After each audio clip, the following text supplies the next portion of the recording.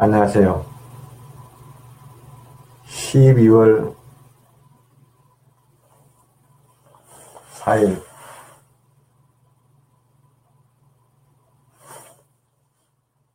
12월 5일 기자회견을, 12월 5일 라이브 방송을 시작하겠습니다. 선거무효 소송인단 공동대표 한성천입니다. 제가 11월 14일부로 법원에서 한영수에서 한성천으로 결정이 되었습니다. 그래서 이제 오늘 이 시간이부터 한성천으로 불러주시면 고맙겠습니다. 최현정님, 안녕하십니까? 진부님, 안녕하십니까? 최아리님, 네, 안녕하세요. 세리령님, 안녕하세요. 비행기님, 안녕하세요. 오래간만에 지금 방송을 하게 되었습니다. 제가 방송을 하게 된 이유는 누차 계속 그 부정선거에 대해서 방송을 했는데, 지난번 어떤 모임에 가서 회원들을 만났습니다. 아직까지 부정선거에 대해서 잘 모르니 초등학생처럼 좀 세밀하게 좀 해달라는 부탁을 받았습니다. 그래서 제가 참 난감했는데 가만히 생각해보니까 그 말이 맞은 것 같아가지고 오늘부터 다시 그 방송을 천천히 차근차근 제가 해보겠습니다. 제가 지금 상방은 이제 다 왔다 갔다 이제 서로 의견을 올릴 수 있으니까 올려주시면 제가 받는 대로 즉시 할 거는 즉시 대답하고, 그 다음 그렇지 않은 것은 차후에 제가 메일이나 해서 그 대답을 해드리겠습니다. 오늘 하고자 하는 것은,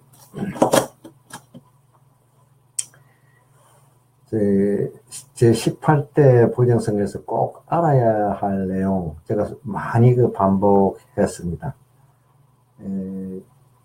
저는 선관위 근무를 하고 일했기 때문에 자연스럽게 아시는 줄 알고 쉽게 생각했는데 굉장히 머리에 들어오지 않는다 해서 제가 천천히 설명드리겠습니다. 첫째, 이제 사실은 저희들이 18대 대선 선거 무효 소송을 제기한 단체입니다. 그리고 19대도 제기를 했습니다. 18대, 19대 갔습니다. 선거법을 다 위반한 사례의 선거였습니다. 이제 18대에도 설명하지만 19대하고 틀린 부분은 제가 구분해서 말씀드리겠습니다. 첫째, 이제 선거 무효 소송과 당선 무효 소송이 뭐냐를 먼저 설명을 해드리겠습니다. 선거 무효 소송은 할 수 있는 자격 있는 사람들은 선거의 명부에 등재된 유권자들입니다. 대부분 국민들이죠. 만 19세 이상 국민들이 할 수 있고, 그 다음 당선자도 할 수 있고, 선거 입법을 낸 정당에서도 할 수 있습니다. 그러니까 국민, 후보자, 그 다음 추천한 정당, 그 다음 당선 무효 소송은 당선인과 추천한 정당. 대통령 선거는 주로 정당에서 추천해서 합니다. 왜냐하면 전국 선거구가 크고 국가 권력을 획득하는 그런 선거이기 때문에 정당 위주로 법을 제정해 놨습니다. 그래서 무소속 등을 위해서 당선인까지 다 하도록 해둔 것이죠. 이제 아시겠지요?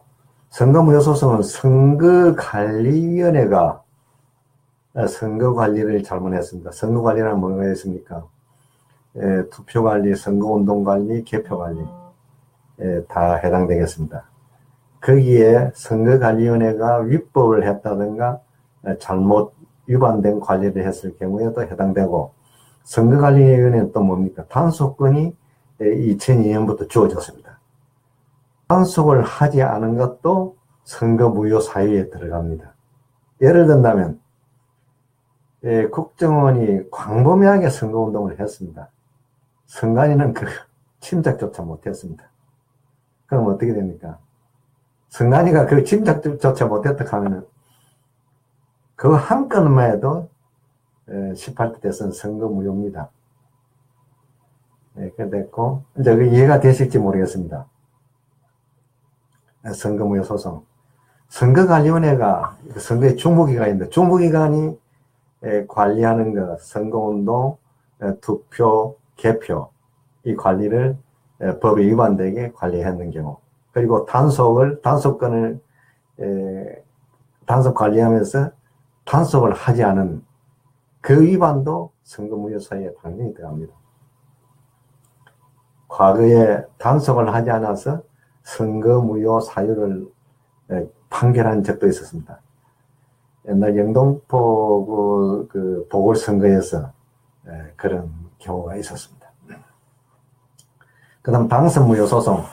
당선무효소송은 선거무효소송과 아까 말씀드렸지요. 당선인이 중앙선거관리위원회를 대상으로, 후보자 또는 상대방 후보자 또는 중앙선거관리위원회를 대상으로 당선에 관한 선거무효 소송을 합니다.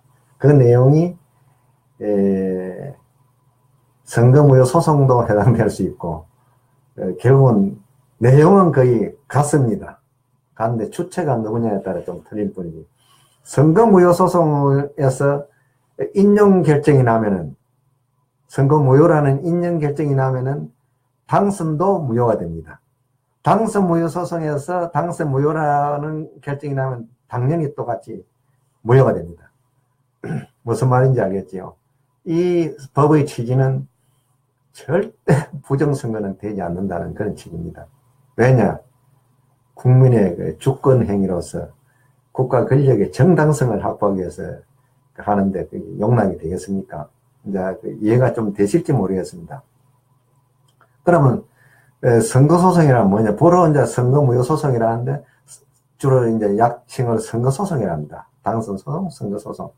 선거소송은 어떤 형사재판이나 민사재판이냐? 민사재판입니다. 학문적으로 이야기하면 민중재판. 민중 뭡니까? 유권자들이 다 모여가지고 투표행위라는 그 소송입니다. 무슨 말인지 알겠지? 민중소송. 그러니까 이게 이제 민법의 특별한 형태입니다. 그리고 재판도 대통령 선거인 경우에는 국회의원 선거와 대통령 선거인 경우에는 대법원에서 1심, 한심으로 끝냅니다. 그러니까 1심, 2심, 3심에서 하는 것을 대법원에서 전부 다 합니다. 구두변론과 공방을 다 하도록 해놨습니다. 그러니까 민사소송의 특별한 형태다 이래 보시면 되겠습니다. 그리고 선거사범인 경우에는 그 형사법원에서 처리를 합니다. 검사가 기소를 해서 만약에 후보자가 벌금 100만 원 이상 이렇게 판결이 나면은 자격 상실이 됩니다. 그리고 선거무효 소송하는데 형사법원에서 판결한 그것이 선거무효 소송으로 또 촉탁되어 넘어갑니다. 촉탁을 해서 넘겨오면은 그것도 선거무효 사유로 되면서 또 자격 상실되게 할 수도 있습니다. 이래저래 부정선거는 용서하지 않는다는 법정신입니다. 이제 무슨 말인지 아시겠지요? 왜 부정선거는 그렇게 철저히 법으로서 그래 막았을까요? 권력의 정당성이 없으면 국민을 통치하지 못하는 것입니다. 국민을 위해서 봉사가 제대로 되지 않은 것입니다. 그런 취지입니다. 그리고 이제 두 번째 가서는 선거무효 사유란 뭔가? 사실은 선거소송을 하는데 선거무효 사유가 뭐냐? 당선무효 사유가 뭐냐? 선거법을 위반한 행위를 두고 하는 겁니다. 선거관리위원회가 선거 관리하면서 선거법을 위반했을 경우, 그리고 헌법에 선거 규정이 있는 그것도 위반했을 경우, 그 다음 선거 규칙을 위반했을 경우, 이 경우에 선거무효 사유란 사유에 해당됩니다. 결국은 선거관리위원회가 자체 자기들 선거에 관한 규정을 위반하면은 무효로 삼는다는 기준입니다. 이제 아시겠죠? 즉, 선관위가 그 관리 운영하는 법, 헌법, 이걸 위반하면은 무효다. 그 말입니다. 쉬운 말로 하면, 이제 아시겠지요? 네, 그렇습니다. 그 다음, 18대에 있어서 선거 무효 사유 내용이 있습니다. 일명 그 재판하면서는 쟁점이 되겠습니다. 선거 무효가 되는 쟁점입니다. 거기는 지금 여러분들께서 수도 없이 들었을 겁니다. 어떤 내용이나 하면은 중앙선거관리위원회가 개표 방송 부정과 개표 부정, 그리고 단속하지 않는 위반, 선거법 위반이었습니다. 선거법 위반 범죄자들 단속을 전혀 못했습니다. 뭐 예를 들면 원세훈 국정원 건 같은 경우, 국정원 직원들이 그렇게 댓글 작업을 하고 사회부 사령부 직원들이 그런 작업을 하는데 전혀 간파를 못했습니다. 그리고 단속도 못했습니다. 그리고 사실은 적발하면 기간 소송을 해서 검찰로 넘겨야 하는 것입니다. 그는 전혀 없었습니다. 그러니까 그거 한 가지 경험에도 충분하게 선거무효입니다. 두 번째는 뭐 잘 아실 겁니다. 방송, 신문에 엄청나게 지금도 나오고 있지 않습니까? 국정원 등 국가기관이 선거에 개입했습니다. 국정원과 국가기관이 선거에 개입하면 어떻게 됐습니까? 국민들은 국가기관이 거짓말해도 참말로 알아듣고 따라갑니다. 그런데 국가기관이 의도적으로 그렇게 하면 국민들이 어떻게 되겠습니까? 100% 그 부정선거입니다. 그 아시겠지요? 국가기관이 거짓말해도 참말인 줄 알고 따라가는 게 국민 아닙니까? 이제 요즘 국민들은 좀 깨어나서 이제 의심을 하지만은 얼마 전까지만 해도 국가기관이 거짓말하면 따라가서 예를 들어서 중앙선관위가 부정선거 해놓고 아니다고 하면 그 말을 대부분 국민들은 다 그대로 진실로 믿었습니다. 저희들 때문에 중앙선관위의 부정선거를 중앙선관위 공문으로 전다 밝혀내니까 국민들 일부께서는 이 부정선거다. 이렇게 확신을 하지 않았습니까? 참 그런 면을 보면 우리 개인들이 영향력에 한계가 있다는 것을 저는 종종 느끼는데, 이제 그 무슨 말씀인지 아시겠지요? 국민들은 공권력에 대해서 너무 믿고 있습니다. 너무 믿어도 안 됩니다. 합리적으로 생각해서 이상하면은 반드시 이상하다고 한 번씩 점검할 필요가 있습니다. 반드시 국민이라면 그런 자세로서 국가기관을 봐야 하는 것입니다. 봐야 국가기관의 공무원들도 조심을 합니다. 국민들이 우리를 감시를 하고 있다. 그런 느낌이 들면서 근무하는 자세와 국민들은 우리를 감시하지 않아. 우리 멋대로 해도 돼. 하는 그런 정신으로 관리하는 자세가 전혀 차이 납니다. 저희들이 경험을 했지 않습니까? 특히나 옛날 선거 관련해 옛날 야당들이 굉장히 힘이 좋을 때는 진짜 겁이 났습니다. 정당분들 보면, 야당분들 보면, 폭력을 쓰고, 막무가내로 나오니까 굉장히 힘들었습니다. 사실은 그렇게 사납게, 해야 공무원들이 정신을 바짝 차리고, 국민들한테 서비스를 굉장히 잘할 겁니다. 저는 경험을 했기 때문에 그런 행위가 옳다고 보고 있습니다. 그런데 폭력은 해서는 안 되겠죠. 막무가내 폭력은 곤란합니다. 그리고 이제 원세훈과 사회부 사령부가 선거에 개입해서 그 대표자들이 전부 구속됐습니다. 선고 또는 확정이 되었습니다. 그렇게 되면 어떻게 되겠습니까? 더구나 군기관 사회부 사령부, 국정원, 권력을 주물러가는 국정원에서 그런 행위를 하다면 어떻게 됐습니까? 단방에 선거무효입니다. 물리력을 할 수 있는 기관에서 그런 행위를 하면 당연히 무효입니다. 물리력을 행사하지 않는 정부기관에서 해도 선거무효입니다. 무슨 말씀인지 잘 아시겠죠? 그 다음 세 번째, 새누리당에서 그때 SNS로 영등포 모 빌딩에서 불법 선거운동을 윤정원 목사라는 분이 불법 SNS로 선거운동하다가 적발돼서 1년 6월인가 유죄 확정이 된 바 있습니다. 그것만 해도 선거무효 사유에 확실하게 들어갑니다. 그 다음 박근혜 후보자 토론회에서 문재인 후보가 국정원 여건에 대해서 이의제기를 하니까 도리어 문재인 후보를 거짓말을 하면서 그걸 했습니다. 허위사실 유포를 했습니다. 전혀 불법한 행위도 없는데 왜 감금을 하느냐 이런 식으로 어처구니 없는 허위사실 유포를 했습니다. 그거는 사실은 선거일 전 3일 전에 그런 행위를 했기 때문에 선거에 지대한 영향을 미쳤다고 볼 수 있습니다. 저희들 선관위에서는 그런 지대한 영향을 미친 걸로 저희들은 판단하고 지금까지 그런 경우에 판례도 그렇게 해왔습니다. 이렇게 제가 설명하면 조금 이해가 되실는지 모르겠습니다. 이것도 만약 재판을 했으면은 박근혜 후보는 선거무효 사유가 됩니다. 왜냐? 허위사실 유포죄는 선거법에서 강력하게 처벌하고 있습니다.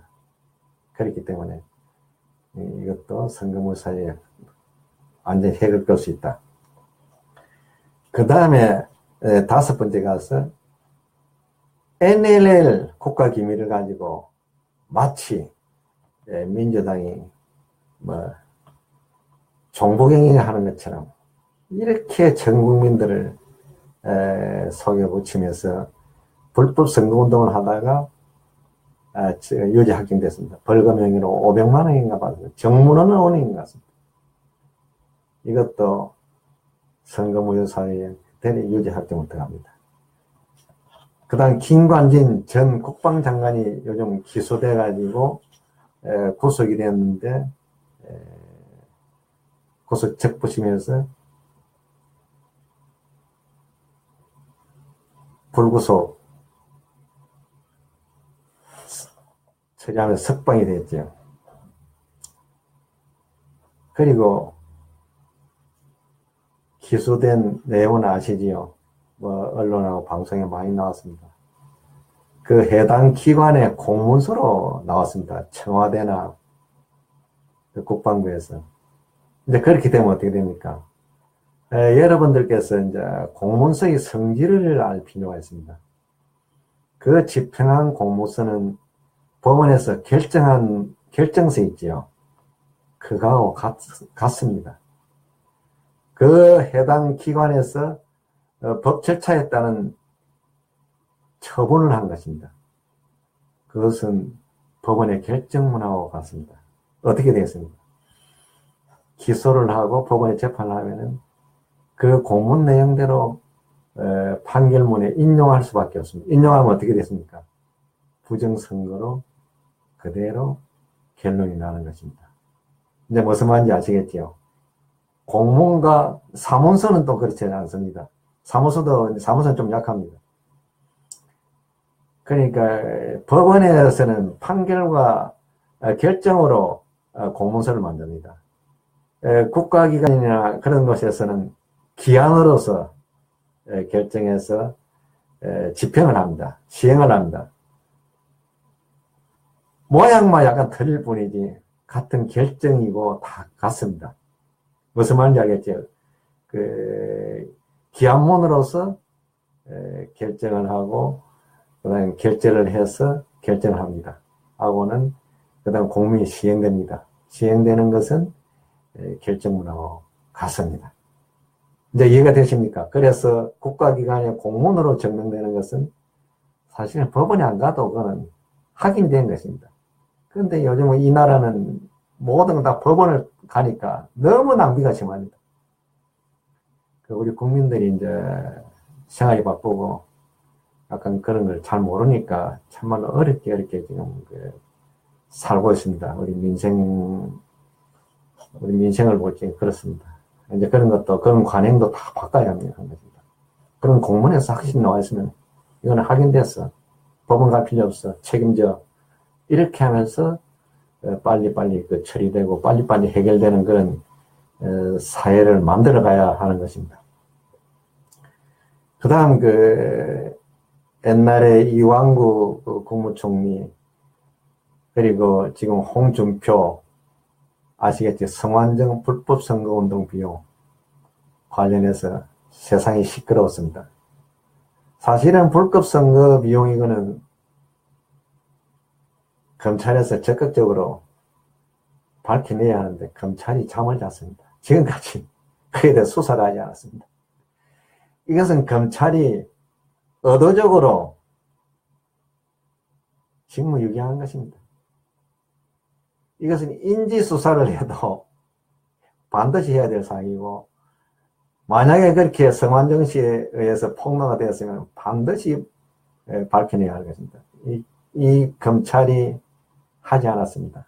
그 당시 책임자들은 사실은 지금 적폐청산 안 합니까? 적폐청산 대상에 넣어서 정리를 해야 될 사항입니다. 성완종 씨가 미쳤습니까? 자기가 그 비망록을 남기고 자살을 했습니다. 그런데 성완종 씨만 아깝게 가버렸습니다. 그런데 성완종 씨도 문제가 있죠.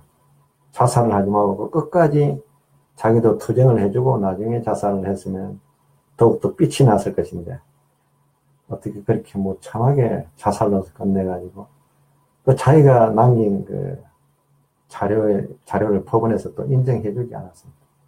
이때까지 그런 경우에는 법원에서 전부 다 유죄 증거로 받아들였습니다. 그만큼 법원도 변했습니다. 나쁜 말로 하면 썩었습니다.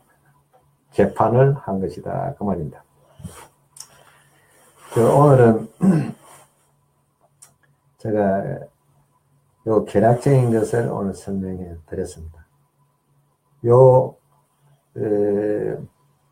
7가지는 우리가 반드시 기억을 해둬야 하는 것입니다. 우리 역사상 이렇게 적나라하게, 더구나 지금 세대가 지금 깨어난 세대입니다.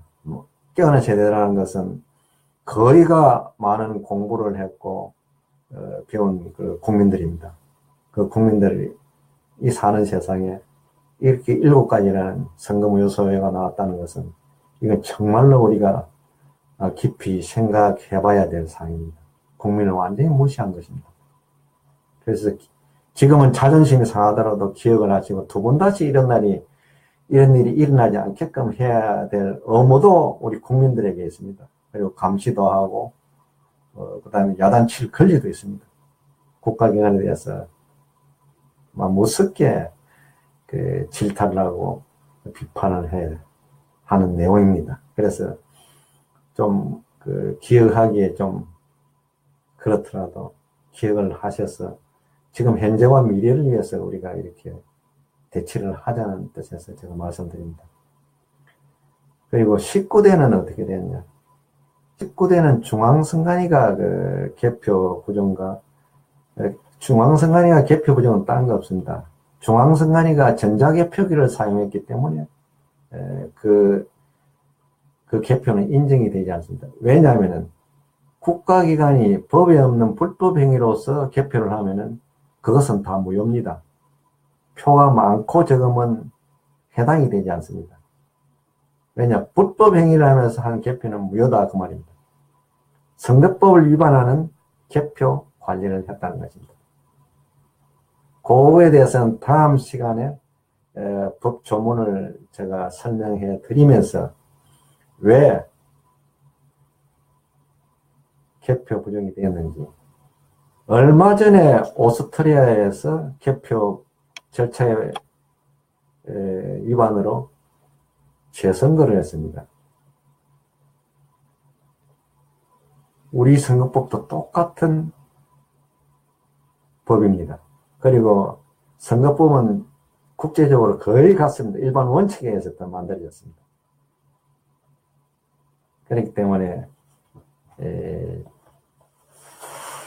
중앙선관위가 법을 왜 위반했는지 그 공문과 여러 가지를 제가 중앙선관위 내부에서 근무하면서 있었던 이야기까지 곁들여서 설명을 해주면 여러분들은 더 쉽게 이해가 될 것입니다. 그리고 절대 잊어버리지 마십시오. 저한테 들은 것을 가지고 선관위를 다시 한 번 더 비판 감시하시는 보시면 중앙선관위는 더 이상 부정선거를 할 수가 없습니다. 그리고 국정원 등은 이미 방송에 많이 나오고 많이 나왔습니다. 사실 그대로만 해도 충분하게 선거무효사입니다. 만약에 그거 외에 더 나오면 선거소송에서 또 다룰 수가 있습니다. 진짜 겁납니다. 법대로 이렇게 하면 진짜 겁납니다. 죄를 못 짓는다는, 지어서는 안 된다는 느낌이 들 것입니다. 그만큼 그 불법행위는 법에서 용납하지 않는다는 그 법치 정신입니다. 그래가지고, 그 다음 새누리당 SNS는 이미 확정되었으니까 저는 막 들어갔고, 그 다음 박근혜 후보자 토론회, 이거 좋습니다. 이거는 왜냐, 그 동영상이 명백하게 남아있기 때문에 이건 명확하게 허위사실 유포죄입니다. 이미 국정원 관련된 김모 씨 국정원 직원 유죄 받았지 않습니까? 그럼 허위사실 유포죄 됩니다. 지금 김용판 경찰청장 지금 기소를 한다 하니 안 하니 하고 했습니까? 그때 정보를 공개해서 허위사실 유포한 내용이 지금 기소를 하느니 안 하니 지금 하고 있습니다. 이름이 뭡니까? 허위사실 유포죄는 지금 확인이 되었습니다. 박근혜. 그리고 박근혜도 또 그거 증거를 어디에서 받았는지 확인해 들어가면은 다 또 위반되어 걸려 들어갑니다. 그 다음 그 NLL 국가기밀은 또 확정되었습니다. 새누리당은 철저히 반성해야 합니다. 그런 비겁한 행위를 해서는 안 된다. 선거에서는 정당하게 다투고 정당한 실체를 가지고 서로 공방을 해야 하는 것입니다.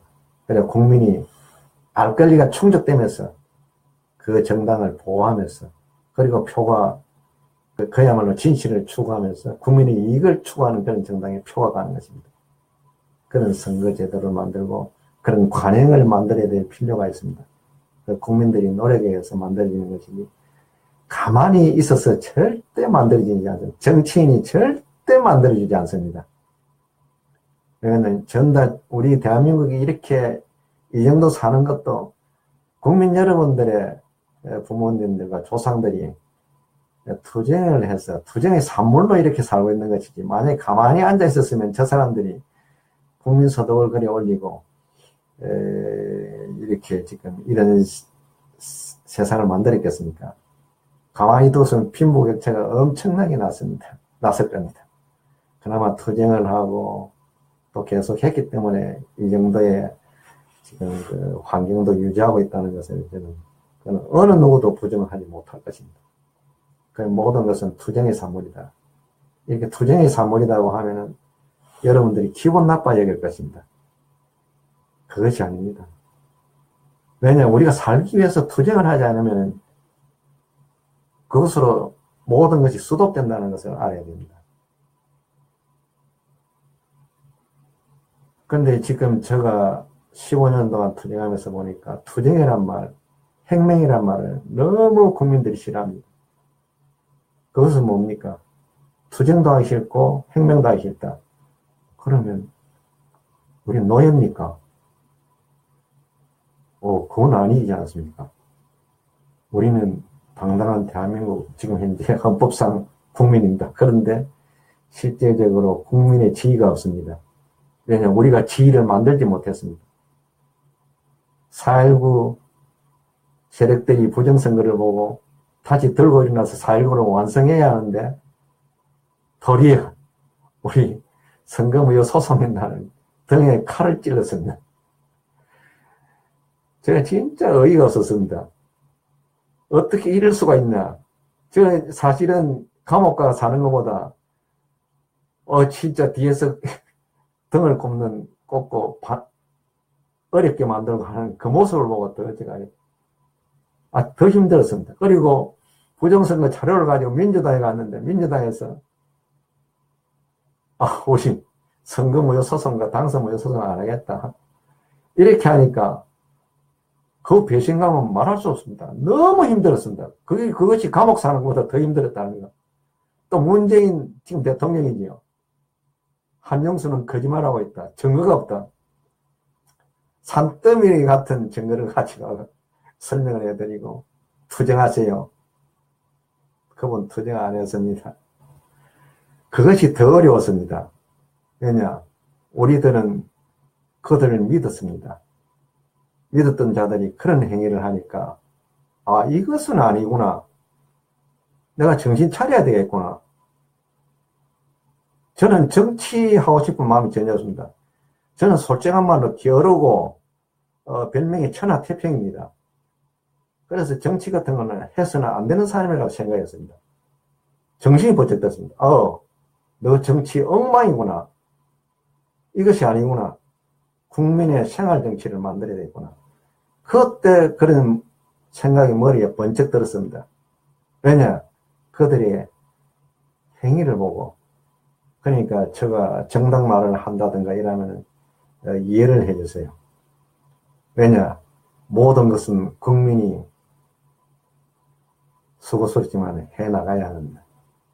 그렇지 않으면 누구도 안 해줍니다. 지금 정치인들 보십시오. 심지어 민주당의 국회의원은 우리를 보고 뭐라 합니까? 어처구니가 없습니다. 매 선거 때마다 선거 무효 소송하는 사기꾼이나 하는데, 제가 어쩌고, 저야 괜찮습니다. 사기꾼이 아니니까. 그 말하신 분을 인격과 모든 걸 생각하면 어처구니가 없습니다. 대한민국은 죽었다. 보통 합리적인 사람이라면 한영수 씨, 저를 한번 만납시다. 사실은 저는 납득하기 힘듭니다. 저를 납득시켜 주세요. 그러면 내가 기꺼이 부정선거 투쟁하겠습니다. 세상에 누구라도 내가 투쟁을 하겠습니다. 이렇게 해야 될 국회의원이, 그 집단은, 제가 말씀도 드렸습니다. 부정선거는 어떻게 되었다고. 그거 다 잊어버리고, 누가 그렇게 세뇌를 시킨지 모르지만, 그 선거 때마다 선거 무효 소송거는 사기꾼 집단이다. 저는 탄핵 증거를 가지고 주장하는 것입니다. 탄핵 증거는 지금 다 확정된 것입니다. 대법원도 중앙선관위도 바꿀 수가 없는 증거입니다. 그거를 가지고 자신있게 국민들 앞에 싸웠습니다. 그런 것인데, 어처구니 없는 그런 발언을 하는 모습을 보고, 국회는 이미 이제 죽은 국회구나. 저런 국회라면 안 된다. 국민을 배반했다. 또 그 발언에 대해서 어느 국회의원도 이의제기를 하지 않습니다. 그거를 봤을 때, 이 국회는 죽었구나. 대법원이 죽은 꼴을 봤는데 또 국회를 죽은 꼴을 보고, 이거 어처구니 없구나. 정부도 죽었구나. 국민들 너무 고생하십니다, 지금. 여러분들이 불찰로 고생하시면 저는 아무 말을 하지 않겠습니다. 정치를 못했어. 행정을 못했어. 행정 실패와 정치 실패로 여러분들이 고생하는 모양을 보니 저는 가슴이 한없이 아픕니다. 여러분들, 제가 이런 방송을 하면은 참 기분 나쁠 것입니다. 좋은 말씀을 많이 해야 기분이 좋고, 술을 한잔 먹어도 기분 좋고, 노래도 나오고 한다. 제가 그렇지 못해서 아주 죄송합니다. 그렇지만 우리가 이런 방송을 하고 이런 이야기를 할 수 있는 이 환경만이라도 참 간지럽지 않고 삽시다.